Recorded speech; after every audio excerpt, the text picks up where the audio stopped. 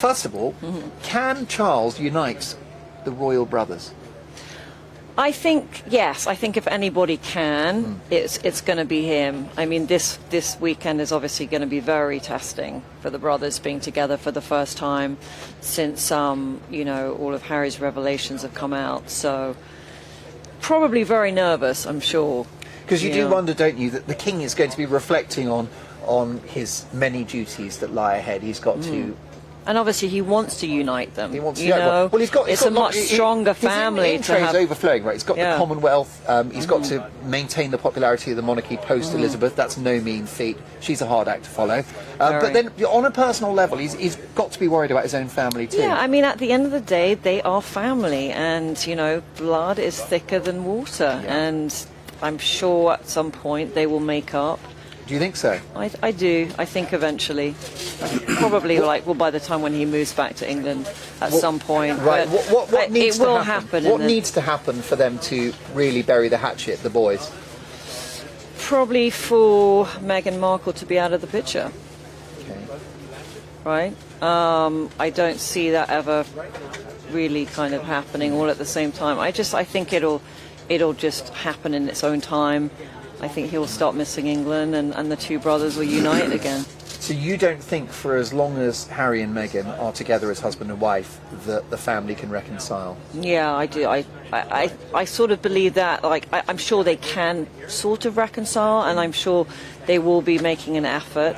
But for him to be accepted back into the fold, I think it will be Meghan and Harry splitting. And of course, you've just relocated, you've come home, you've come back to the UK, and you lived in Los Angeles for several years. I did, 18 years. 18 years, a long time. You've still got the tan, but is obviously, you know the scene out there, and these relationships, these marriages, they're very cosmetic affairs sometimes, aren't they? And it's a blink and you'll miss it situation for many of these power couples. Oh, so totally. Could that happen to Harry and Meghan?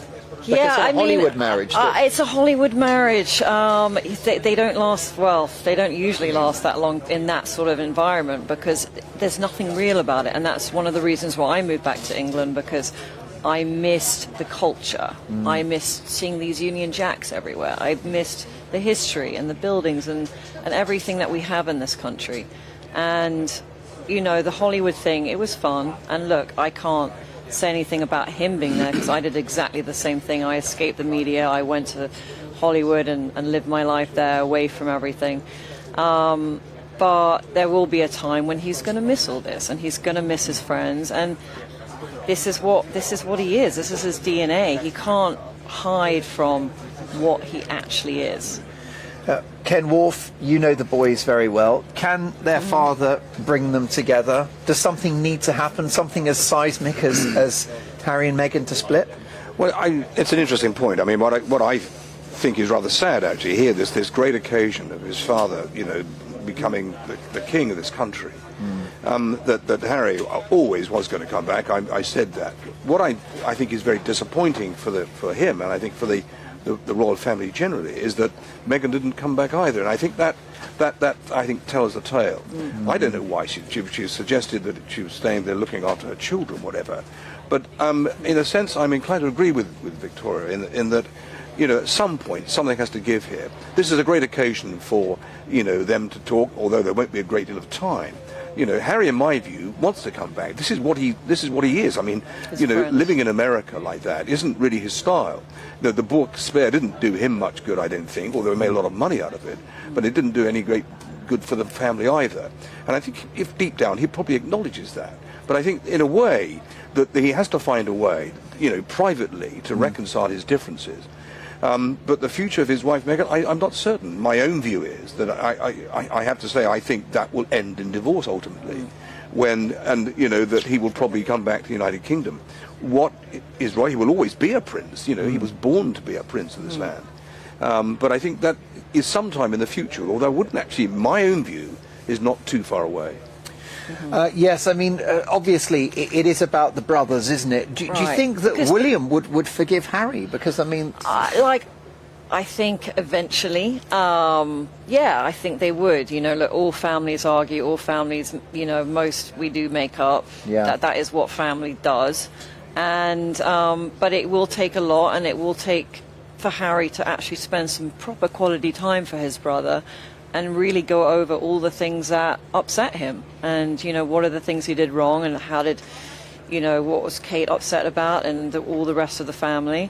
And, but the problem is, Meghan has just pulled him away from all of that. And so that's why it is so hard to try and see that life with her still being in the picture, because all she's ever done is pull him away from that. It's almost like she's just done it as a control thing. So if she gets him away from everything that he has loved and his old friends, she can tell him what to do more.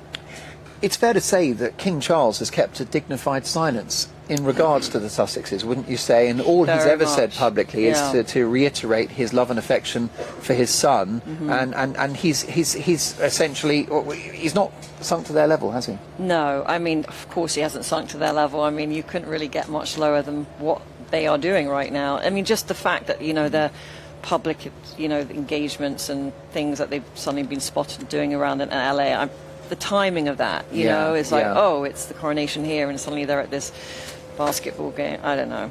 It's just a bit tacky. So Charles has kept it very sort of serene and very positive, really, that he wants to still see his son. Does it surprise you that Charles has been this patient? Because he's quite a passionate man, isn't he? And he's a man of conviction. But he's really kept his counsel for years now. Yeah, and he's really kept very calm about it as well. Yeah. So he's believed. Although probably not privately, Ken. Right, Well, no, maybe not. Probably What do you freaking think? out. Knowing the man, and I don't want you to, divulge too many secrets, but privately, I'm sure he's this will be upset. eating at him, won't it? Yeah, but listen, I've worked with him, had the pleasure of being alongside him on many occasions, actually. I mean, he is, he was a good father, going through a period of, extreme unhappiness, during the 80s.